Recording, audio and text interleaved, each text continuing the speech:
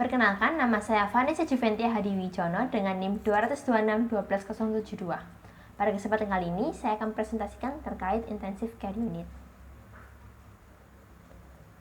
Intensive Care Unit atau ICU merupakan bagian dari rumah sakit yang khusus dan dilengkapi dengan perlengkapan khusus dengan tujuan untuk melakukan observasi secara ketat, kemudian perawatan dan terapi pada pasien-pasien khusus yang memiliki penyakit akut, cedera, atau penyulit yang mampu mengancam nyawa atau berpotensi untuk mengancam nyawa dengan prognosis dubiah dan diharapkan masih reversibel.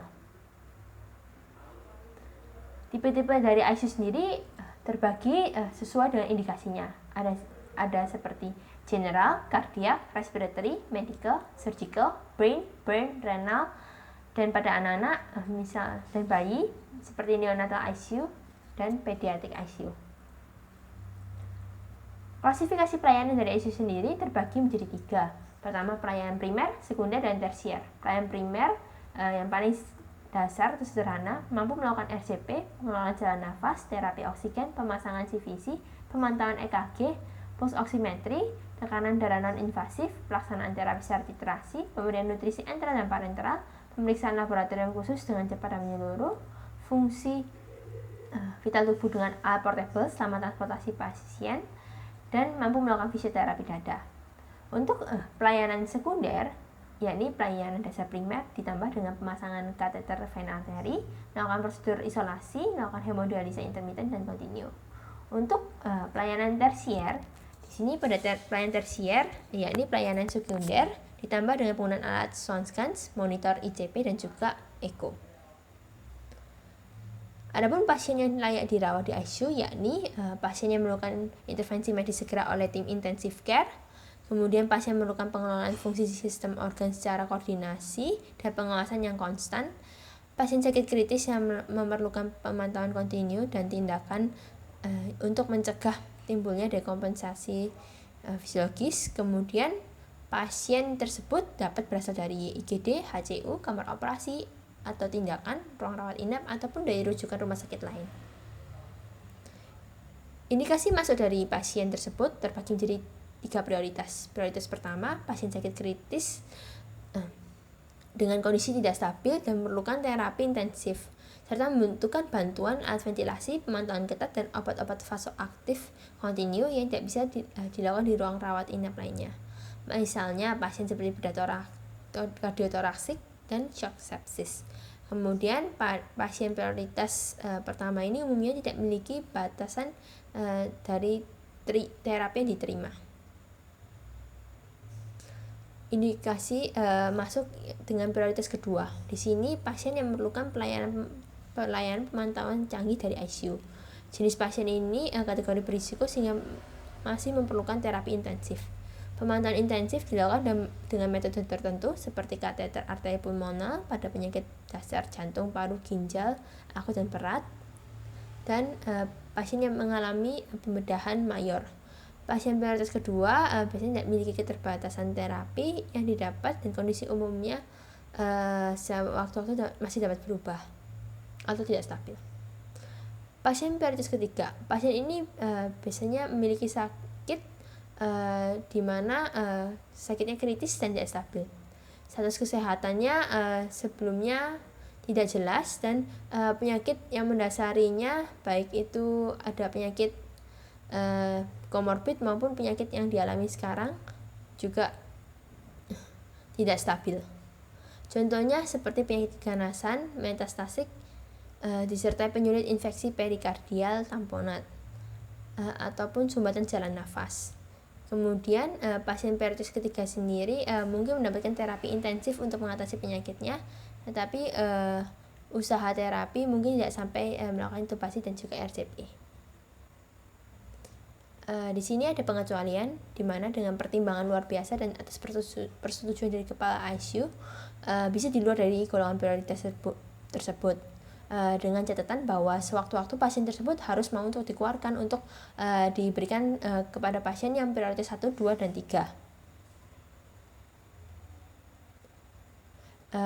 Kemudian pasien-pasien tersebut misalnya seperti pasien yang memenuhi kriteria masuk tetapi menolak terapi tunjangan hidup yang agresif atau hanya demi perawatan yang aman saja. Kemudian pasien dalam keadaan vegetatif permanen, pasien yang dipastikan mengalami mati batang otak dan hanya untuk kepentingan donor organ saja untuk menunjang fungsi organnya sebelum untuk didonasikan. Indikasi untuk keluar pertama apabila keadaan pasien memang sudah membaik dan cukup stabil. Kemudian secara perkiraan dan penanganan terapi di mana pemantauan intensif tidak bermanfaat lagi, contohnya ARDS stadium akhir. Kemudian memang keluarga menolak untuk dilakukan perawatan di ICU, serta ada pasien yang lebih gawat sehingga pasien dapat dikeluarkan untuk dipindahkan ke HCU.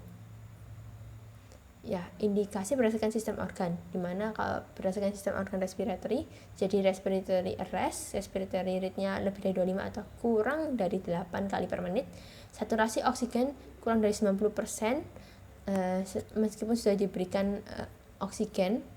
Kemudian dari organ kardio, di sini terdapat cardiac arrest, kemudian heart rate-nya lebih dari 125 atau kurang dari 50 kali per menit, tekanan darah sistoliknya kurang dari 90 atau lebih dari 200 mm air raksa dan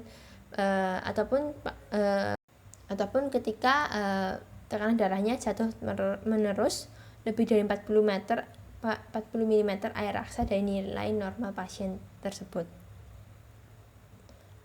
Ya, indikasi berdasarkan sistem organ neurologi, di mana apabila GCS-nya turun lebih dari 2 poin, kemudian terdapat gangguan orientasi yang menetap dan penurunan kesadaran mendadak, pasien tidak tampak baik. Dari urologi sendiri, apabila urin outputnya kurang dari 50 ml selama 4 jam. Ya, pencatatan dan pemantauan di ICU. Pencatatan sendiri berupa pencatatan dari nilai pengukuran dan tanda vital dari pasien minimal 1 jam sekali dengan interval sesuai dengan kondisi pasien. Pemantauan general dilakukan setiap pagi harinya. Pemantauan sendiri meliputi dari tanda vital, pemeriksaan fisik dari seluruh sistem organ, kemudian balans cairan setiap 3-6 jam, evaluasi CVP dengan vigilance test, laboratorium seperti cek AGD, blood sugar, darah lengkap, elektrolit, kemudian ureum dan lain-lain sesuai dengan indikasi pasien tersebut. Penghitungan prognosis di ICU sendiri biasanya ketika pasien masuk dan keluar dilihat prognosisnya seperti apa pasien tersebut dengan scoring APACE 2. Di sini untuk APACE 2 akan dinilai terkait suhu tubuh, rata tekanan darah arterinya, laju nadi, laju pernafasan, oksigenasi, pH darah arteri, kadar natrium, serum kadar kalium, serum kadar kreatinin, hematokrit, leukosit, skala GCS, kemudian umurnya dan juga keadaan penyakit kronisnya. Kemudian pada anak-anak biasanya menggunakan scoringnya PRISM atau Pediatric Risk of Mortality. Ya, berikut adalah skala dari APACE 2-nya. Ya, pelayanan di ICU sendiri terbagi dengan singkatan fast hug speed untuk mempermudah tenaga medis yang melayani di ICU. F pertama feeding, A analgesi, S sedasi, T tromboprophylaxis, H-nya head up, U-nya ulcer prophylaxis, G-nya glycemic control, S-nya spontaneous breathing trial, B bowel care, I indwelling catheter removal, dan D-nya deeskalasi drug. Ya, feeding. Jadi feeding sendiri yakni terkait dengan nutrisi dan juga cairan dari pasien. Biasanya malnutrisi dapat menyebabkan berbagai komplikasi dan memperburuk hasil dari pasien tersebut. Pemberian makan bisa dilakukan melalui dua cara, yakni dengan enteral maupun parenteral. Untuk enteral dilakukan secepatnya apabila fungsi abdomen ususnya baik, dan biasanya dilakukan 24 hingga 48 jam setelah stabil, dapat melalui nasogastric tube atau orogastric tube. Kemudian parenteral apabila tidak dapat diberikan secara enteral selama minimal 7 hari. Pemberian sendiri dapat dilakukan melalui akses vena atau menggunakan larutan total parenteral nutrition atau TPN. Kemudian biasanya kalori yang diberikan pada pasien terbagi sesuai dengan mikronutrisinya. Untuk karbohidrat dalam bentuk dekskrosa, protein dalam bentuk asam amino, dan lemak dalam bentuk lipid. Penghitungan nutrisi disesuaikan kembali dengan kondisi pasien dan penyakit yang menyertainya. Ya, untuk kebutuhan kalori awal biasanya 25-30 kilokalori per kilogram berat badan per harinya. Namun pada pasien kondisi seperti sepsis atau luka bakar dapat lebih banyak dengan 30-35 kilokalori per kilogram berat badan per harinya. Untuk kebutuhan cairan biasanya sesuai dengan usianya. Untuk usia tua 25-30 ml per kilogram berat badan per harinya. Dewasa muda 35 ml per kilogram berat badan per hari, dan usia muda atau olahragawan 40 ml per kilogram berat badan per harinya. Jadi nyeri sendiri dapat mempengaruhi pemulihan psikologis dan fisiologis dari pasien. Nyeri dapat berasal dari kondisi penyakit dari pasien itu sendiri atau perubahan posisi, prosedur suction, kemudian penggantian pakaian, serta alat-alat yang dimasukkan ke dalam pasien seperti ETT. Kemudian apabila kita memberikan analgesi terlalu berlebihan dapat menyebabkan komplikasi juga, seperti intubasi yang berkepanjangan. Untuk penilaian nyeri sendiri pada pasien tidak sadar di ICU biasanya cukup susah, maka dari itu ada penggunaan scoring BPS. Selain itu bisa juga dilihat dari indikator fisiologisnya seperti penilaian detak jantung dan juga tekanan darah. Peningkatan dari detak jantung dan tekanan darah bisa mengindikasikan adanya nyeri. Kemudian contoh medikasi yang biasanya diberikan yakni fentanyl. Fentanyl 100 mg setiap 24 jam secara parenteral. Ya, berikut adalah penilaian untuk skala nyerinya menggunakan behavioral pain scale. Ada dua macam, pada pasien yang terintubasi atau tidak terintubasi. Ya, selanjutnya adalah sedasi.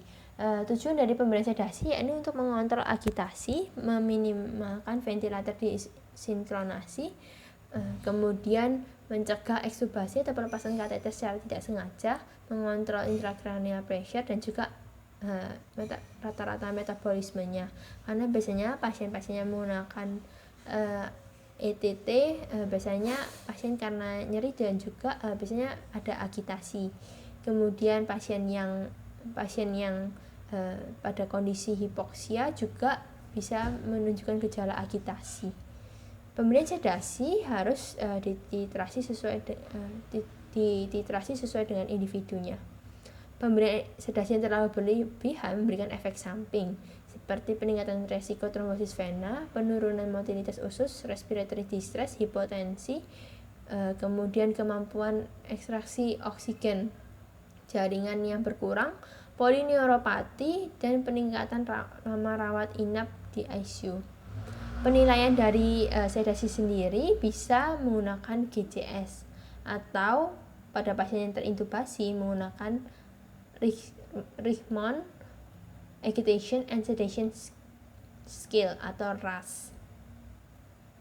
Ya, berikut adalah penilaian sesuai dengan skala RASS, di mana apabila nilainya lebih dari sama dengan kurang dari 3 dapat untuk dilanjutkan dengan camp ICU.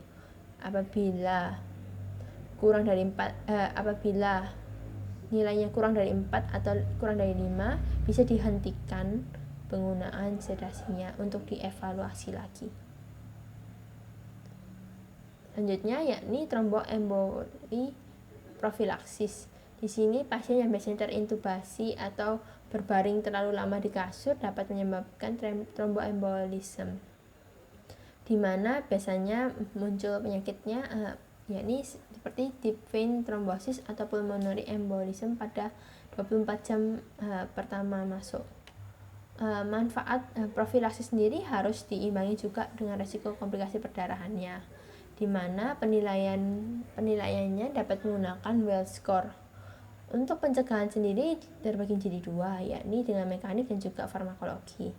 Untuk mekanik bisa dilakukan miring kanan kiri pada pasien, kemudian pemakaian stocking atau pneumatic compression. Untuk farmakologi bisa menggunakan warfarin, aspirin, dan lain-lainnya.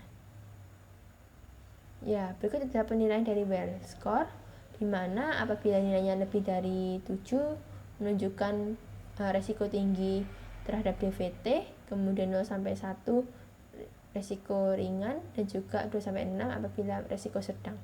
Untuk well score sendiri bisa juga digunakan untuk menilai pulmonary embolism, di mana apabila kurang dari 4 berarti jalan unlikely untuk terjadi pulmonary embolism, dan lebih dari 4 berarti menunjukkan mungkin saja terjadi pulmonary embolism. Ya, ini juga adalah skor untuk menilai resiko perdarahan. Ada beberapa penyakit yang memang dapat lebih rentan untuk mengalami perdarahan. Head up. Di sini head up sebesar 30 hingga 45 derajat dengan tujuan untuk mencegah aspirasi akibat enteral feedingnya ataupun karena pasien tidak mengkonsumsi makanan, biasanya asam lambungnya naik dan terjadi GERD. Kemudian head up sendiri juga berguna untuk mencegah adanya ventilator association pneumonia. Jadi bakteri-bakteri yang ada dapat dihindari untuk masuk ke dalam paru-paru. Kemudian pada pasien saraf biasanya untuk mencegah peningkatan dari TIK-nya. Kemudian ulcer prophylaxis. Di sini ulcer prophylaxis bertujuan untuk mencegah ulkus stres, terutama untuk pasien dengan gagal nafas atau kelainan koagulasi atau dalam terapi steroid. Kemudian ada beberapa opsi perawatannya seperti menggunakan antasida, sucralfate, antagonis H2, dan inhibitor pompa proton. Biasanya medikasi yang diberikan seperti omeprazole. Glycemic control sangat penting karena dapat mempercepat penyembuhan luka, menurunkan resiko infeksi, dan menurunkan resiko polineuropati. Dengan targetnya biasanya 140 hingga 180 mg per desiliter, dan apabila sudah gula darahnya lebih dari 150 mg per desiliter perlu dilakukan pemberian insulin. Spontaneous breathing trial. Di sini penilaian harian dari uji pernafasan spontan telah terbukti sebagai metode yang aman, efektif, dan sangat prediktif untuk menentukan pasien mana yang akan mentolerir penggunaan ventilator. Jadi ventilasi mekanik yang berkepanjangan ternyata malah dapat menyebabkan VAP atau ventilation associated pneumonia, dan juga dapat menyebabkan kematian. Cara melakukannya adalah dengan memasang ventilator pada mode SIMV. Selain itu, penggunaan sedasi juga perlu dititrasi secara menurun. Kemudian lakukan monitor terhadap saturasi oksigen dengan tetap ditopang dengan face mask oksigen. Bowel. Di sini pada pasien di ICU biasanya sering mengalami gangguan motilitas termasuk seperti ileus, konstipasi, dan diare. Pada diare dapat menyebabkan gangguan elektrolit dan juga dehidrasi. Kemudian melena dapat menyebabkan anemia atau delirium. Kemudian konstipasi memberikan rasa tidak nyaman, pasien tidak mau makan, dan delirium. Penilaiannya bisa dengan melakukan pemeriksaan fisik abdomen, kemudian lihat apakah ada distensi abdomen, kemudian auskultasi bising ususnya, dan juga melihat bentuk fesesnya seperti apa. Indwelling catheter removal. Jadi kateter sini bukan hanya kateter urin tetapi kateter lainnya seperti Foley catheter, peripheral inserted central catheter, venous catheter, kemudian arterial line dan juga epidural catheter. Di sini penggunaan kateter yang berkepanjangan dapat menyebabkan CAUTI atau catheter associated urinary tract infection dan CLABSI central line association bloodstream infection. Deeskalasi antibiotik. Deeskalasi berarti bukan hanya menurunkan dosisnya, tetapi juga mengganti jenis antibiotiknya, mulai dari broad spectrum hingga menjadi yang spesifik. Untuk penentuan penggunaan antibiotik itu sendiri, maka dari itu perlu dilakukan pengecekan terhadap sensitivitas antibiotiknya dengan cara mengambil sampel dari urin, darah, dan sekret pasien. Dengan demikian dapat mencegah resistensi dari antibiotik tersebut. Ya, sekian presentasi saya terkait intensive care unit.